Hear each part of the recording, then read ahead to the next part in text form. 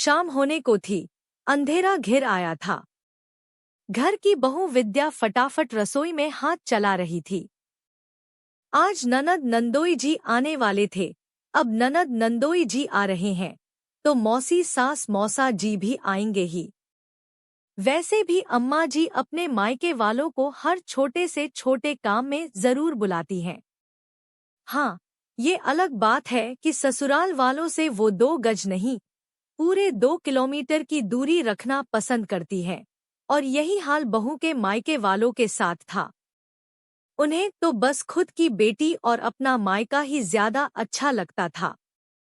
आज वैसे तो कोई खास त्योहार नहीं है, ना ही घर में किसी की सालगिरह, पर अम्मा जी ने खास न्योता देकर अपनी बेटी और दामाद को बुलाया था, क्योंकि उन्हें लग रहा था कि उनकी बेटी दामाद को आए हुए बहुत दिन हो गए। ये अलग बात है कि अभी 10 दिन पहले ही बेटी आकर गई थी, और वैसे भी कौन सा अम्मा जी ने काम करना था। घर में बहू आने के बाद तो सास वैसे भी रिटायरमेंट ले लेती है, पर आर्डर देना नहीं भूलती। बस इस कड़ाके की ठंड के अंदर अपनी बहू को लगा दिया काम पर। अब इतनी तेज ठंड हो और मूंग का हलवा और पकौड़ी ना बने, ऐसा नहीं हो सकता। बस आज के मेन्यू में यही डिसाइड था, साथ में 3 तरह की सब्जी और पूरी। घर के 7 सदस्यों के अलावा मेहमानों को मिलाकर 13 लोगों का खाना बनाना था, इसलिए विद्या काम पर लगी हुई थी। मेहमानों के आने से पहले वह ज्यादा से ज्यादा काम कर लेना चाहती थी, क्योंकि मेहमानों के आने के बाद चाय पानी पकड़ाने का काम भी विद्या को ही करना था। मदद कराने भी कोई रसोई में नहीं आता था। जैसे तैसे सब्जियां और हलवा तैयार करके रखा ही था कि इतने में मेहमान आ गए। फटाफट गैस पर चाय का पानी चढ़ाया और गिलास में पानी डालकर ट्रे में सजाकर मेहमानों के पास ले गई। पानी देखते ही ननद बोली, भाभी आपको इतना भी नहीं पता, बाहर कड़ाके की ठंड है, पानी कौन पिएगा। आप तो फटाफट चाय ले आओ। अपनी बेटी की बात सुनकर अम्माजी भी बोली, अरे इतना सुहुर खुद को होना चाहिए, पर इसे क्या पता कि आज बाहर कड़ाके की ठंड है। यह रसोई में आराम से काम कर रही है, इसे तो गर्माहट मिल रही है, हालत तो ठंड में हमारी खराब हो रही है। सुनकर एक बार तो विद्या को लगा कि जवाब दे दे कि अभी 10 दिन पहले भी ठंड थी, तब वो सीधा चाय लेकर ही आई थी, तो यही ननद थी जो उस दिन भी उसे सुहुर सिखा रही थी। यहाँ अम्मा जी कितनी बड़ी गलतफहमी में है कि कड़ाके की ठंड में बहू तो गर्माहट में काम कर रही है। अरे, जहाँ पानी में हाथ देने में सबकी हालत खराब हो जाती है, यहाँ रसोई में काम करते करते कितने ढेरों बर्तन निकलते हैं, कितनी बार सब्जियां धोनी पड़ती है। क्या उन सबके लिए गीजर लगा रखा है? खैर, अपनी बात को अपने मन में ही रखकर विद्या वापस रसोई में आई। फटाफट चाय बनाकर सबको चाय पकड़ा आई और रसोई में आकर फटाफट बड़े चूल्हे पर बड़ी कढ़ाई तेल भरकर चढ़ा दी और पूरी व पकौड़ी तलने लगी। पहले पुरुषों और बच्चों को बैठाया गया। अम्मा जी, मौसी जी और ननद मनुहार कर करके उन्हें खिलाने लगी। मनुहार के नाम पर जबरदस्ती थाली में एक्स्ट्रा खाना दिए जा रही थी।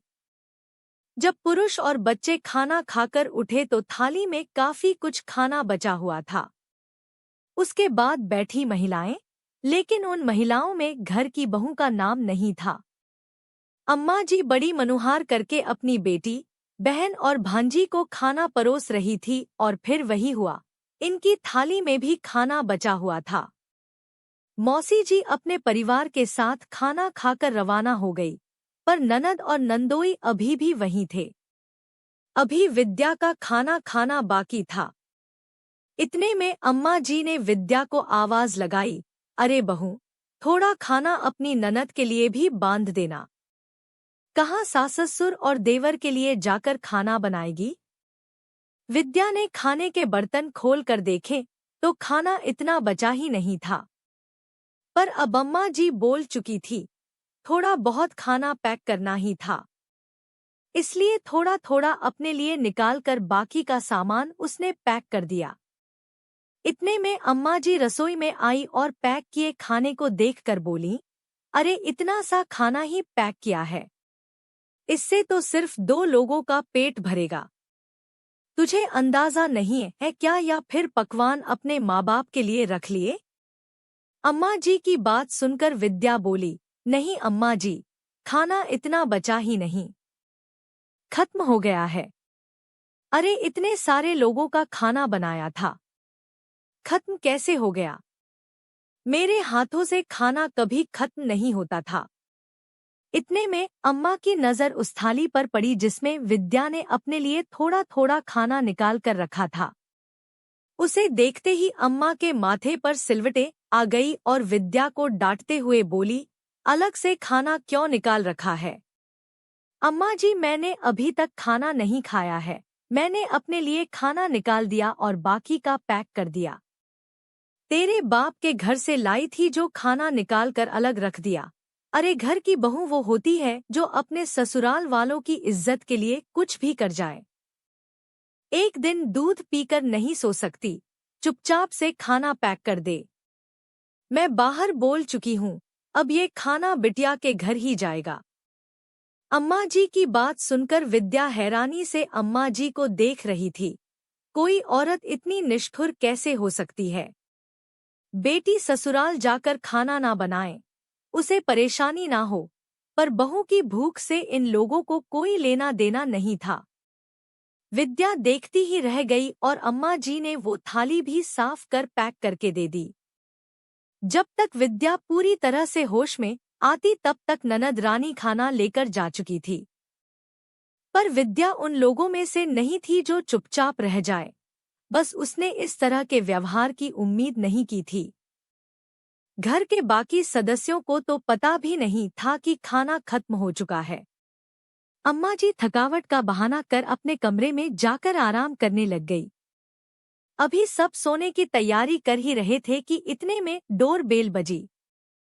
सब हैरान रह गए कि इस समय कौन आया होगा। खुद बाऊजी ने जाकर दरवाजा खोला। सामने एक लड़का खड़ा था। उसने बाऊजी से कहा, मैं डिलीवरी बॉय हूँ, आपके घर से खाने का ऑर्डर था। उसकी बात सुनकर बाबूजी बोले, अरे तुम्हें कोई गलतफहमी हुई होगी बेटा, हमारे घर से कोई ऑर्डर नहीं किया गया है।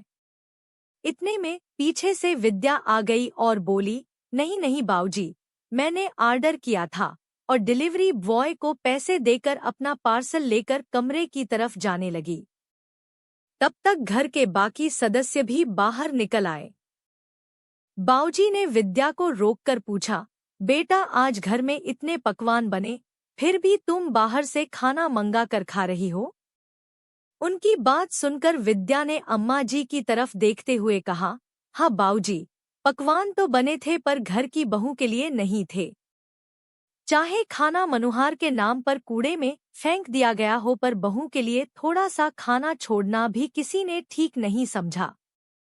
अपनी इज्जत के नाम पर बहू को दूध पीकर सोने के लिए कहा जा रहा है, पर मैं समझौता करने वालों में से तो हूँ नहीं।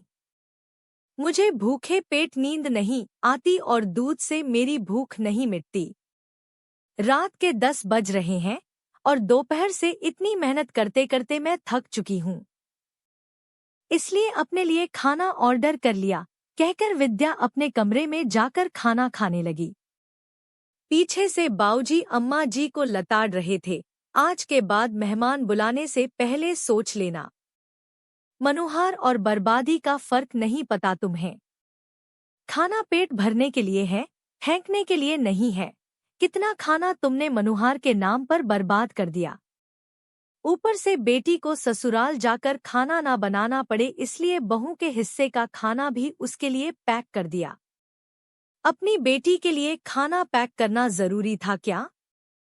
जो खाना बना रही थी उसके लिए ही खाना नहीं बचा। खबरदार, आज के बाद मैंने सुना कि बहू के लिए घर में खाना ही नहीं बचा। बाऊजी के गुस्से के आगे अम्मा जी कुछ बोल ही नहीं पाई। वो दिन था और आज का दिन है, जब भी घर में मेहमान आते तो खुद बाऊजी रसोई में आकर जरूर चेक करते कि बहू के लिए खाना बचा है या नहीं। साथ ही साथ मनोहर के नाम पर खाना कूड़े में नहीं फेंकने देते।